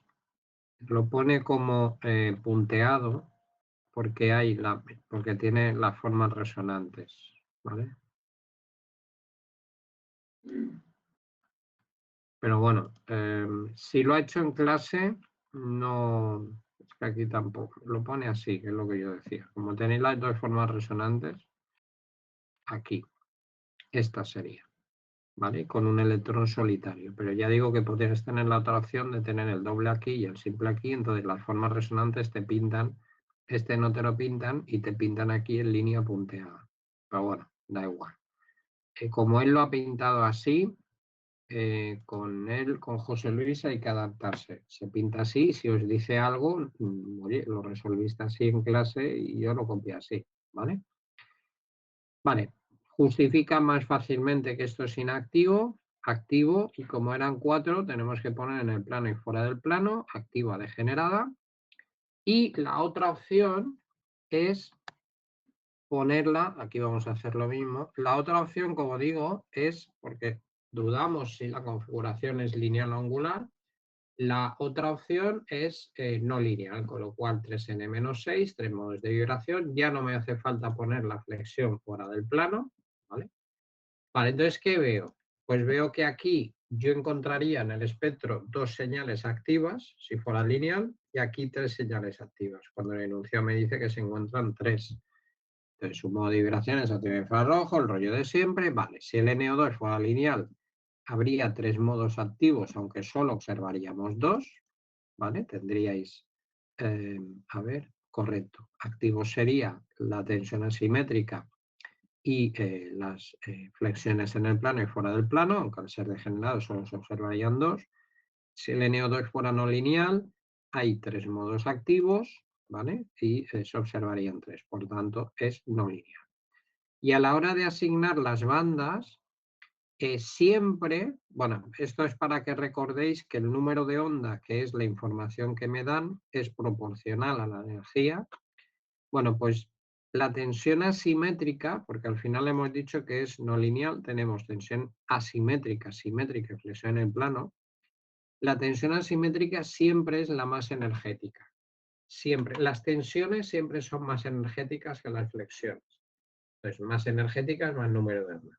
Y dentro de las tensiones, la asimétrica, que es la que cada enlace vibra de manera diferente, entenderéis que al ser menos, digamos, homogénea, cuesta más. ¿Vale? Es más fácil que alarguéis y contraigáis los brazos a que uno lo alarguéis y a la vez el otro lo acortéis. ¿Vale? Entonces, la tensión asimétrica siempre es más energética y por tanto mayor número de ondas le corresponde el 1616. La simétrica sería la siguiente y siempre las flexiones son las de menos energía. ¿Vale? De hecho, en el espectro, en la zona de la izquierda, de 1200 para la izquierda, son los grupos funcionales, características las tensiones, y hacia la derecha la zona de las flexiones. ¿Vale? Ok, bueno, pues quiero ahora que me hagáis este. Antes hemos hecho el ácido cianhídrico y os he dicho que era lineal, porque es así. Pero en este ejercicio me dice que con los datos de saber que el espectro infrarrojo del ácido cianhídrico presenta 3 bandas, que me digáis si es lineal o angular. Vale. Lo que la gente la primera vez que ve este ejercicio dice, es lineal, porque acabamos de hacer lo que era lineal y yo sé de química inorgánica que era lineal. Ya, pero la pregunta no es esa, ¿vale? La pregunta es, sin, digamos, información previa, y como dice aquí, a partir de estos datos, tú me puedes decir si es lineal o angular, entonces hay que hacer lo mismo, hay que hacer la hipótesis de si fuera lineal y la hipótesis de si fuera angular, ¿vale? Venga, os dejo 2 minutillos y ahora lo corregimos. Quiero ver un momento, a ver.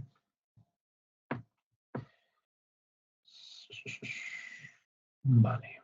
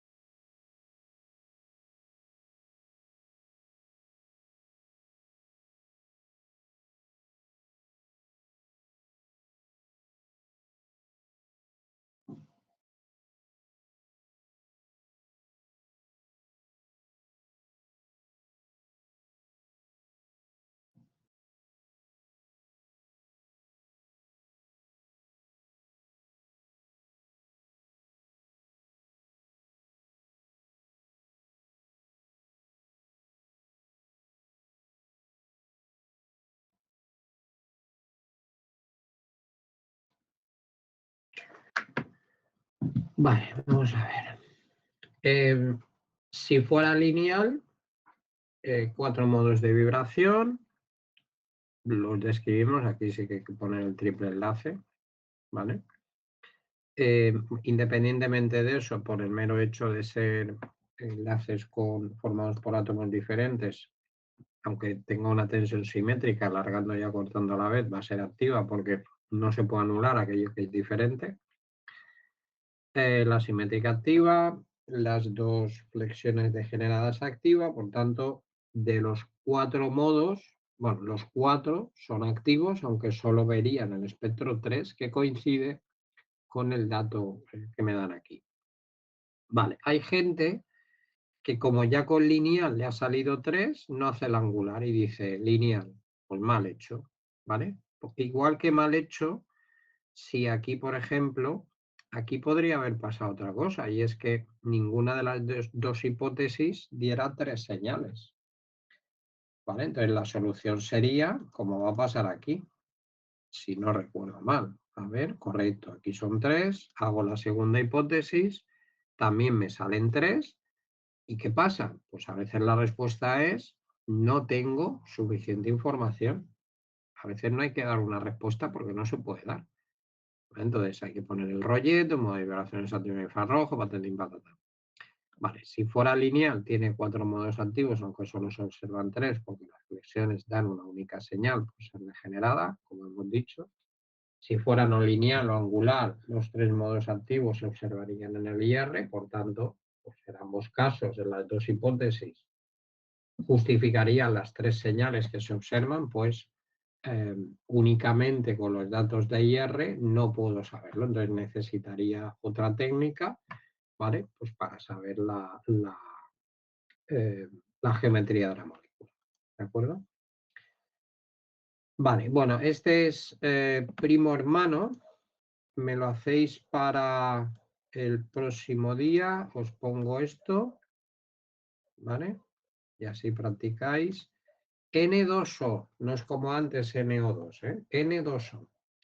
Vale, aquí lo que pasa es que tenemos la duda, aquí igual no se ve bien, de si la fórmula es NNO o NON.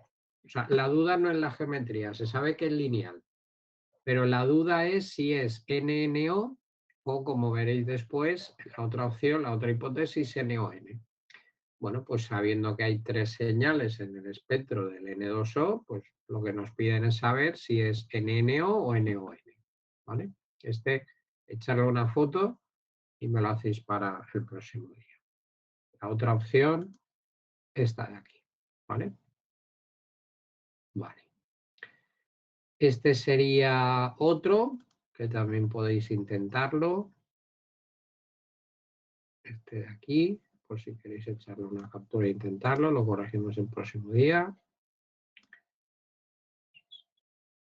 Vale, Raman en principio yo creo que no lo vais a dar, no voy a jugármela. Si la dais, pues lo que haremos es, bueno, si infrarrojo para ser activa, miramos el cambio en el momento dipolar, para Raman vemos algo un poco más subjetivo, que es un cambio en la polarizabilidad de la molécula, pero que al final vamos a saber si un modo de vibración es activo o no en base a si tiene centro de simetría o no. Ya veríamos lo que aplicaríamos en caso de que lo dierais, que ya digo que lo dudo, ¿vale? Y simplemente es hacer lo mismo que hemos hecho con IR, pero añadiríamos una segunda columna para Raman, ¿de acuerdo? Bueno, puede ser, como veis aquí, que señales que son activas en infrarrojo sean inactivas en Raman, es decir, dependiendo, si llega el momento lo veremos, si hay o no centro de simetría. Aquí, por ejemplo, hay centro de simetría, entonces Raman hace lo contrario que IR, pero si no hay centro de simetría, Raman hace lo mismo que IR, ¿vale? Eso ya digo que llegado el momento lo veremos. Vale, y vamos con el acetileno. Vale, acetileno y derivados, ¿vale? Vale. A ver, el acetileno, también llamado etino, es una molécula lineal cuya, voy a quitar esto de Raman, cuya, digamos, estructura es esta, ¿vale? Tenéis 4 átomos, 2 carbonos con un triple enlace y después unidos los carbonos a los hidrógenos por un enlace simple. De manera que el número de modos de vibración, al ser lineal 3n-5, como hay 4 átomos, pues tenemos 7 modos de vibración. Bueno, ahora veremos cómo lo vamos a hacer, pero 7 modos, a ver de dónde saco tanto modo de vibración. Bueno, pues ahí lo veis. Hay tensión simétrica carbono-hidrógeno, ¿vale? Tensión asimétrica carbono-hidrógeno, alargo mucho en comparación con otro. Tensión carbono triple carbono, ahora os digo lo del asterisco este porque viene. Y de las 7 tengo 3, me quedan por justificar 4. Entonces, antes os lo había comentado y es la primera vez que aparece, vamos a hablar de flexiones cis y flexiones trans. Hasta ahora no se había hablado de esos conceptos, pero en acetileno, es decir, etino y derivados, ahora veréis. Bueno, derivados me refiero a sustituir hidrógenos por fundamentalmente halógenos. Hablamos de las flexiones cis, que aquí sí que me interesa pintarlo así, como antes Aida había comentado que pintaba él la flexión en el plano. Pues aquí sí que me interesa pintarlo así, la cis y así la trans. Acordaros que lo de la nomenclatura cis-trans es, yo creo que la primera vez que lo veis es en los dobles enlaces. Lo que hace es mirar si se suele utilizar para alquenos disustituidos, si los dos hidrógenos están en el mismo lado del plano cis y si están en lados diferentes es trans. ¿Vale? Bueno, pues a la hora de flexiones lo que dicen es si los dos enlaces suben o bajan a la vez, yo en este caso he indicado subiendo es cis, y si uno sube y otro baja es trans. ¿Vale? Vale, aquí está en el plano y fuera del plano. Cuando hay fuera del plano, acordaros, si es en el plano, con esto vale, y fuera del plano lo que hacemos es, además de pintarlo así, le ponemos los signos. Acordaros, signos iguales es que hacen lo mismo entre ellos y diferentes hacen contrario.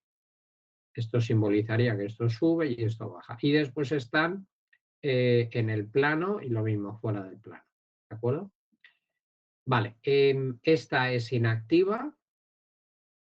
Esta, por eso el asterisco es para que, ahora lo dicto, en acetileno y derivados, ahora lo dicto, ¿eh? La tensión carbono triple carbono es activa e inactiva exactamente igual que la simétrica carbono-hidrógeno, porque la carbono triple carbono es como estira de aquí en medio, pero el efecto que tiene es como estirar de aquí hacia la derecha y hacia la izquierda es lo mismo, es una simétrica. Al estirar aquí, estás alargando aquí y alargando aquí. Si contraes aquí, estás contrayendo aquí, contrayendo aquí. Entonces, a efectos de activa e inactiva, de cambio de momento dipolar hace lo mismo que esta, ¿vale? Ahora lo digo. Vale, esta es inactiva, por tanto está inactiva. Cuando esta sea activa, esta será activa. Esta evidentemente activa. La cis activa, creo que se ve muy claro que la trans sí que se anula, porque esto está como en la misma línea, ¿vale? Pero la cis es activa, degenerada, y esta flexión, por eso os he dicho que en general las flexiones son activas, aquí la trans es inactiva y evidentemente degenerada. De manera que de los 7 modos teóricos de vibración que se dan en el acetileno, o sea, modos de vibración activos hay 1, 2 y 3, pero realmente en el espectro de IR del acetileno vamos a ver solamente 2 bandas, ¿de acuerdo? Y pondríamos el rollete ese, ¿vale? Lo de centro de simetría, ni caso, y lo de rama, ni caso, ¿vale? Bueno, ahora os lo dicto, esto de aquí. Vale, ya vemos los derivados. Bueno, pues copiar.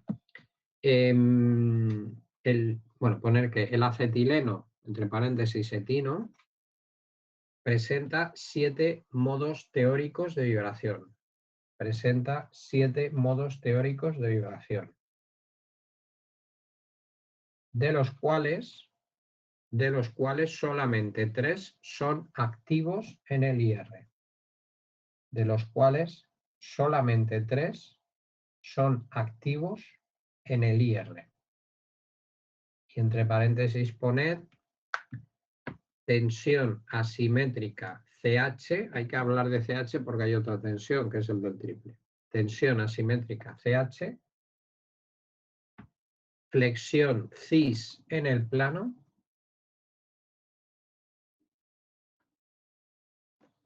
y flexión cis fuera del plano.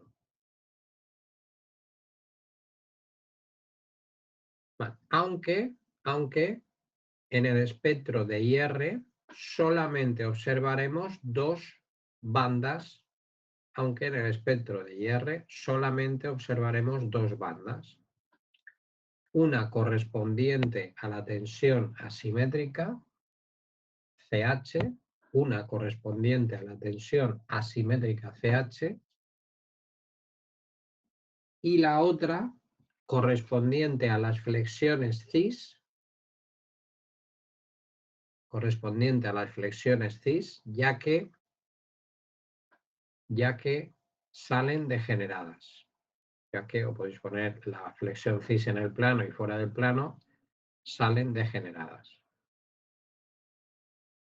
Vale, y anotar como nota que la tensión carbono triple carbono será activa si lo es la tensión simétrica CH, o poner será activa o inactiva, dependiendo de lo que sea, o al igual que la tensión simétrica CH. ¿Vale? La tensión carbono triple carbono será activa o inactiva, al igual que lo sea la tensión simétrica CH.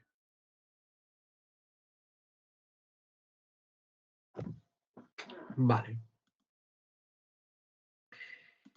Bueno, esto sería el rollito que pondríamos. Acordad de eso, de poner un modo de vibraciones activo en infrarrojo cuando provoca un cambio en el momento dipolar de la molécula y después entre paréntesis te ponéis la fórmula esa que hemos visto.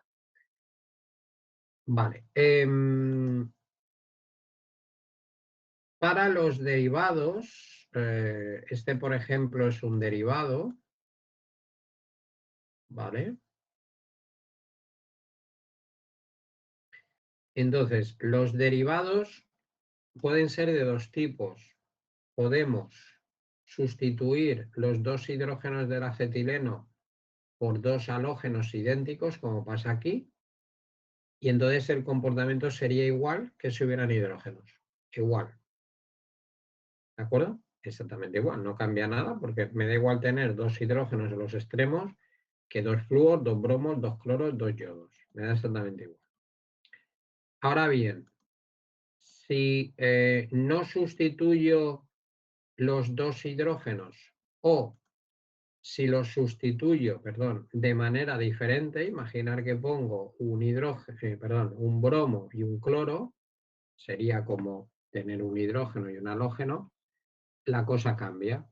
¿Vale? Aquí, por ejemplo, sería sustituir, ahora lo dicto, un solo hidrógeno. Entonces, lo que antes era inactivo, por ejemplo, en el acetileno y en los dibromoacetilenos con los dos halógenos iguales, la banda simétrica era inactiva, aquí es activa, porque los enlaces son distintos. Esta era activa y lo sigue siendo, esta hemos dicho que hace lo mismo, esta era activa y lo sigue siendo, y esta que era inactiva ahora es la activa. ¿Vale? Vale, entonces, copiad que en los dialoalcanos, o en los derivados, perdón, aquí lo tenemos, en los derivados de acetileno de fórmula, poner esto de aquí, en los derivados de acetileno de fórmula C2X2, donde X puede ser flúor, cloro, bromo, yodo, es decir, los dos halógenos son iguales, los modos activos e inactivos en IR serán idénticos al acetileno. Los modos activos e inactivos en IR serán idénticos al acetileno. Es decir, tres modos activos, antes lo hemos dicho, tensión asimétrica, flexión cis en el plano y flexión cis fuera del plano, tres modos activos, aunque solamente se observarían dos señales, porque las flexiones salen degeneradas. ¿Vale? Vale. En cambio, aquí, copiar que en los acetilenos de fórmula, o aquí, para los derivados de acetileno de fórmula C2H(X), o sea, solo sustituís un hidrógeno por un halógeno. o C2XY, donde X e Y son halógenos diferentes, los modos activos e inactivos de IR serán idénticos al C2HBr. Serán idénticos al C2HBr. ¿Vale? Es decir, aquí lo tenéis, es decir, los 7 modos de vibración teóricos son activos, los 7 modos de vibración teóricos son activos, aunque solamente se observarían 5 señales. Aunque solamente se observarían 5 señales. Ya que las 2 flexiones cis saldrían como una única señal, ya que las 2 flexiones cis saldrían como una única señal, y las 2 flexiones trans como una única señal.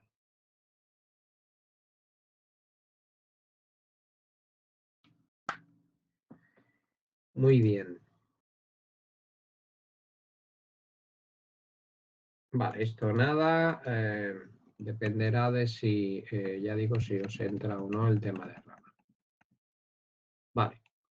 Quiero hacer algún ejercicio de este antes de que acabe la clase, porque así os pondré. Este es el ejercicio que yo creo que os va a poner en el examen.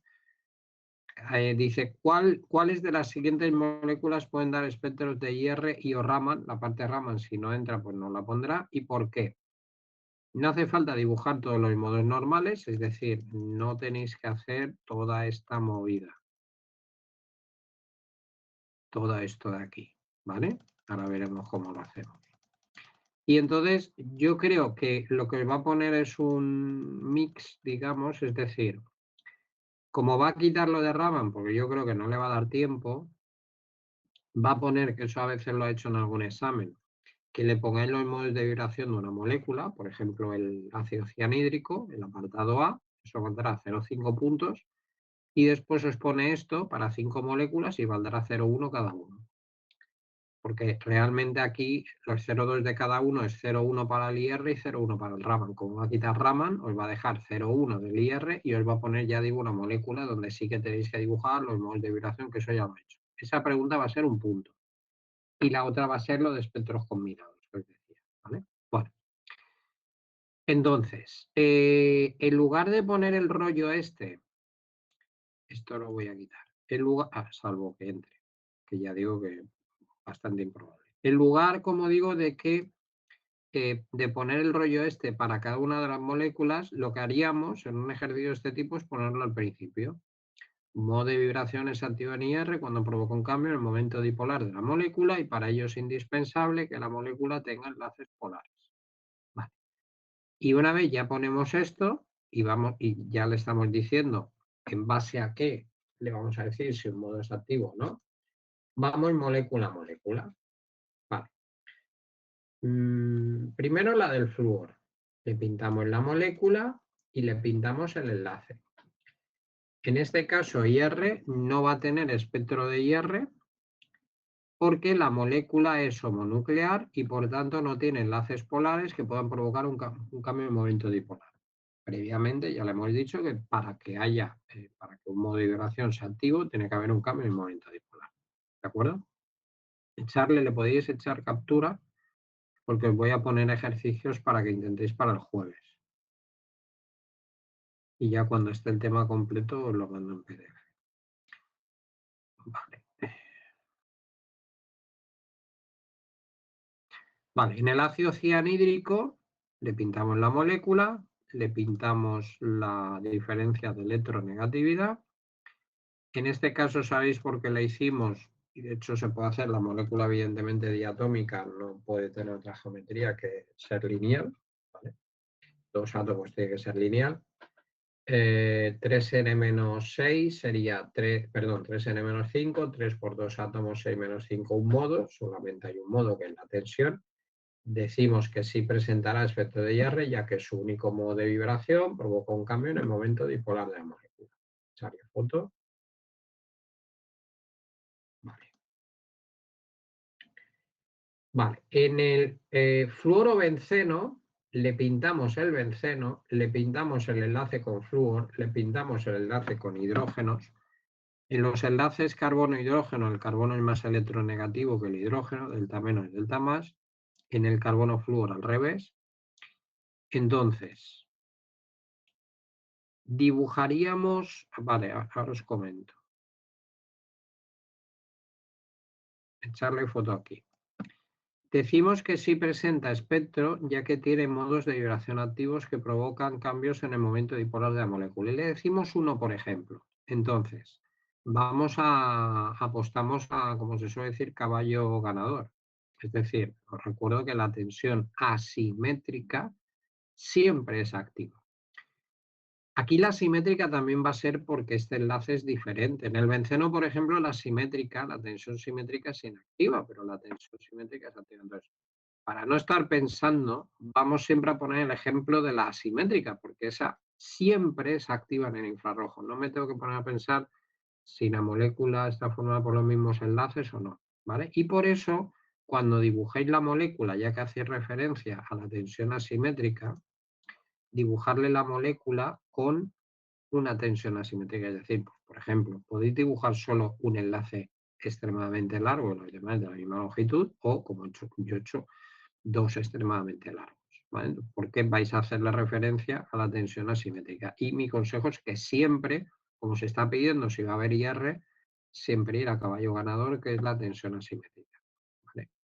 Echarle captura. Vale. El metano, sabéis que es tetraédrica, y aquí os digo lo mismo, ir a caballo ganador, tensión simétrica, perdón, tensión asimétrica, ¿vale? Echarle captura y si le pintáis la molécula, os podéis exagerar solo un enlace o dos, pues ahí tenéis la asimétrica, ¿vale? O sea, la asimétrica, perdón, que es activa. Vale, en el caso del peróxido, el peróxido es un poquito especial.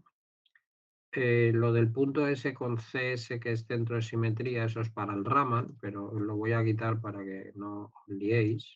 Si ya, como digo, da el tema, pues lo veremos. También presenta aspecto de IR, tiene modos de vibración activos y volvemos a poner la tensión asimétrica. Entonces lo que hacemos es, pues aquí por ejemplo, exageramos este enlace. ¿Vale? Este muy largo y este más cortito.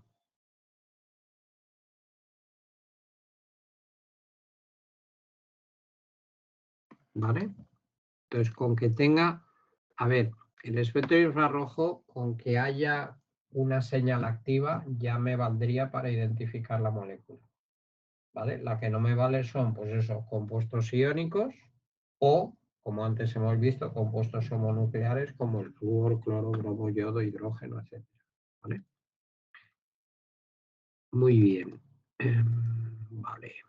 Eso de ahí, correcto.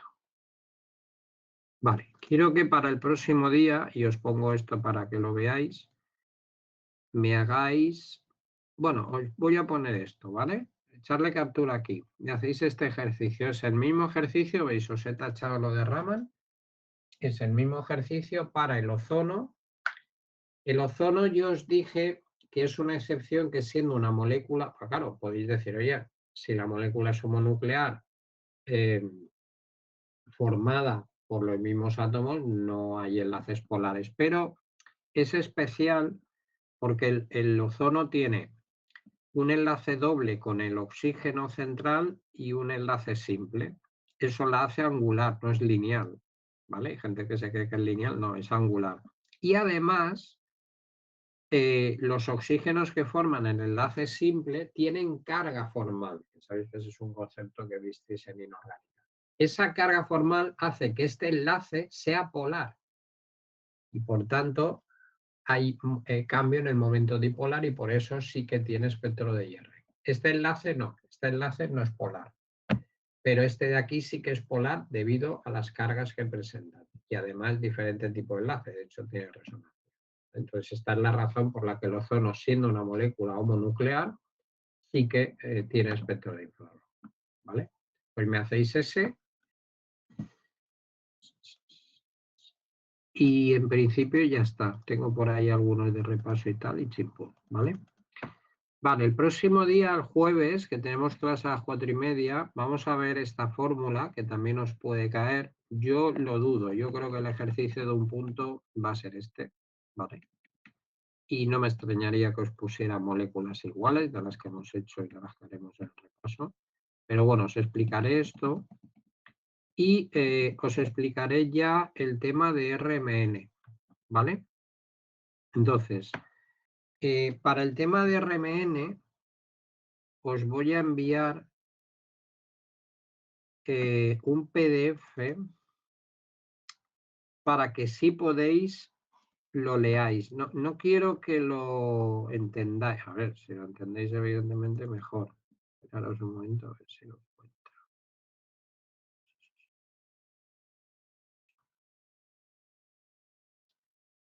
Vale, y ahora hablamos de esta práctica 10. A ver, un momento, a ver si lo encuentro. Ejercicios.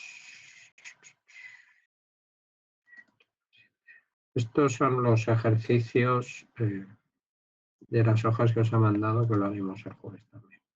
Bueno, lo buscaré ahora mismo. No sé dónde lo tengo, pero ahora en acabar la clase os lo subo. A ver, material mío, aquí, no. Aquí, no, aquí.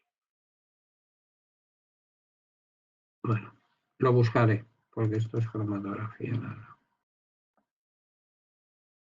Bueno, pone tema 10, aunque ponga tema 10, es el tema siguiente. A ver.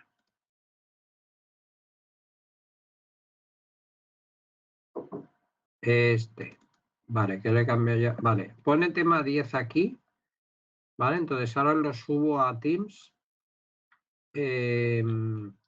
Solo quiero que lo leáis, si tenéis tiempo. Leerlo hasta, bueno, carbono 13 también es para que os suenen los conceptos que os voy a comentar.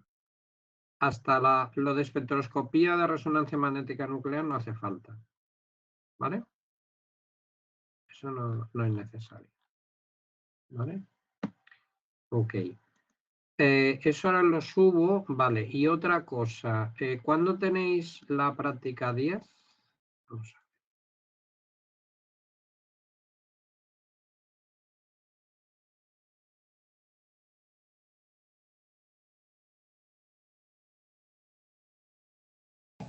Yo la tengo el 18. Vale, que el 18 es la semana que viene, no la otra, ¿no? Sí. Vale. No sé si hay alguien que la tenga antes. Tú la tienes el lunes. Vale, pero hay gente aquí que la va a tener el 11 de mayo el grupo 3. A ver. Si nos desconecta, os vuelvo a llamar en un momento. Son nada, 2 minutillos para comentaros esto. A ver, práctica 9. Vale, o sea, hoy habéis tenido el grupo de la práctica 9. Vale, o sea, el lunes. Vale, perfecto. Bueno, os lo digo porque, bueno, el jueves os lo explicaré, pero os voy a subir unas gráficas porque lo que pasa es que es raro, ¿eh? ¿Solo habéis tenido clase de técnicas hoy? O sea, esta semana ya no tenéis hasta el lunes. Me parece un poco extraño que os dé la práctica esta sin haber terminado RMN, pero bueno. Vale, muy rápido. El jueves, que os lo comentaré y yo creo que lo entenderéis mejor porque voy a explicaros RMN. Igual el jueves, para que me dé tiempo a explicaros bastante y que en la práctica os sirva de algo, la práctica 10 que hagáis, porque si vais sin haberos explicado nada yo, no os vais a enterar la práctica 10. Igual no hacemos de las preguntas estas de test, ¿vale? Entonces, yo os subiré, os mandaré unas tablas que los va a pedir seguramente y lo que sí que os diré es que aleatoriamente elijáis una y la imprimáis para que no lleváis todo en la misma, ¿vale? Y con eso trabajáis en la práctica. Os llamo ahora un momento para no acabar así la clase, que nos va a desconectar.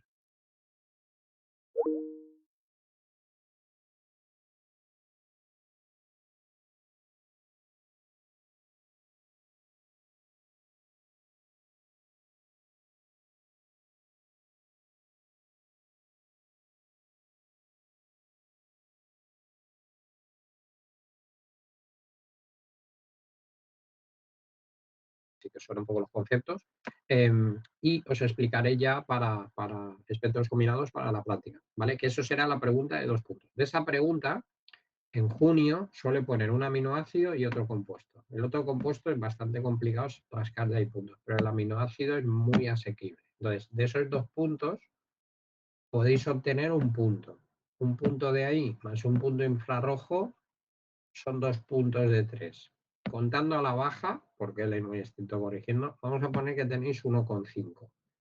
Ya os digo que va a venir bien para sacar nota sumando lo de Marcela o directamente a probar, ¿vale? Pero ya digo que los ejercicios estos que os he dicho que intentéis de poneros varias moléculas, como hemos hecho al final, y decir si da espectro IR o no, eso es un punto del examen, ¿vale? Y el otro será lo de espectros combinados, que yo subiré las tablas, no llevar todas y todos las mismas tablas impresas, porque si no se va a mosquear y con razón. Ya os diré, voy a intentar subiros varias y aleatoriamente no cojáis todo en la primera, ¿vale? Pero podemos seleccionar un poco cada uno que lleva. Tampoco, a ver, no os voy a dar las tablas que os dan en el examen, ¿vale? Posteriormente, en el repaso, os mandaré una captura con las tablas que os van a dar en el examen, aunque yo os voy a enseñar a que trabajéis sin tablas, ¿de acuerdo? Pero bueno, esas no las voy a dar porque no quiero que alguien se despiste, la imprima, la lleve a clase y él la vea. Entonces ahí tenemos un problema porque cuando él ve que hay gente que tiene información de otros años y tal, te cambia completamente el examen y eso no nos interesa, ¿vale? Bueno, pues el jueves, como he dicho, la clase de hoy era para recuperar la del jueves pasado, día 30, y este jueves, nada, a las 4:30 seguimos con el tema de remenes. Si podéis hacer el ejercicio infrarrojo, fenomenal. Y ahora os subo el PDF con el simulacro mío de estas de preguntas de test que hemos hecho hasta hoy y el tema 7, que viene ahí cuando lo abráis como tema 10, para si podéis leeros lo de resonancia. ¿Vale? Venga, nos vemos el jueves. Hasta luego.